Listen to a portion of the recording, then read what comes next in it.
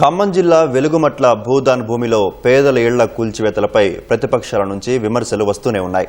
4,000 మంది పోలీసులతో నిరుపేదలపై దాడి చేసి వారి గుడిసెలు కూల్చడం అత్యంత దుర్మార్గమని సిపిఐ రాష్ట్ర కార్యదర్శి ఎమ్మెల్యే కూనంనేని సాంబశివరావు విమర్శించారు.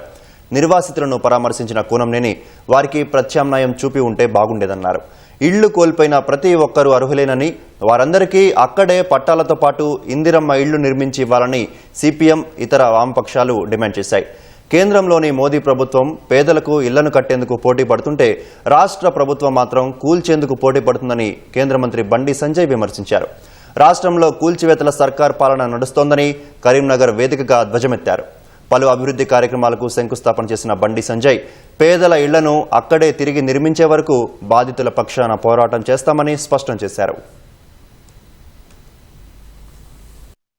ఆడ కట్టుకునేది పెద్ద పెద్ద బిల్డింగ్ లేదు, పేదోళ్ళే కట్టుకున్నది. ఇదే రాష్ట్ర ముఖ్యమంత్రి గారు ఏమన్నారు, గతంలో బీఆర్ఎస్ పార్టీ ప్రభుత్వం కూల్స్తే పాపం తగులుతుంది, మీకు కూల్చి పేదోళ్ళు ఇల్లు కూల్స్తారా, కట్టుకుంటప్పుడు ఏం బీకిరు మీరు అనేది రాష్ట్ర ముఖ్యమంత్రి గారు.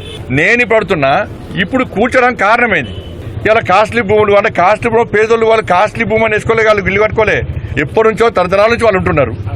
వాళ్ళ ఇల్లు కూర్చోడానికి కారణమేంది? ఏదో మీకు ఉండాలి కదా, ఏదో ఉండాలి కదా, మీ ఆలోచన ఏంది?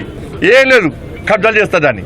అలా మంత్రులు ఎమ్మెల్యేలు కలిసి మొత్తం రాష్ట్ర అంత మంత్రులు అందరూ కలిసి దాన్ని ఆక్రమించుకొని కమర్షియల్ కాంప్లెక్స్ ల పేరుతోని ఏదో పేరుతోని అయితే కమిషన్ తో కూడా వీళ్ళే కాంప్లెక్స్ కట్టుకుంటారు, దానికే వేరే ఏం లేదు. దాదాపు 4-5 వేల మంది పోలీసులు వచ్చారని చెప్తున్నారు. 4-5 వేల మంది అక్కడ ఉంది 500-600 ఇళ్లు. అంటే శత్రువులపై దాడికి వెళ్ళినట్టుగా ఆ విధంగా వెళ్ళటం అంటే ఒక భయాన్ని క్రియేట్ చేసి తద్వారా ఆ విధంగా ఆ పేదలు వాళ్ళ దగ్గర ఆయుధాలు లేవు, లేకపోతే నిరుపేదలు వాళ్ళ ఇళ్లు అలా కూల్చడం మాత్రం చాలా దుర్మార్గంగా మేము భావిస్తాం.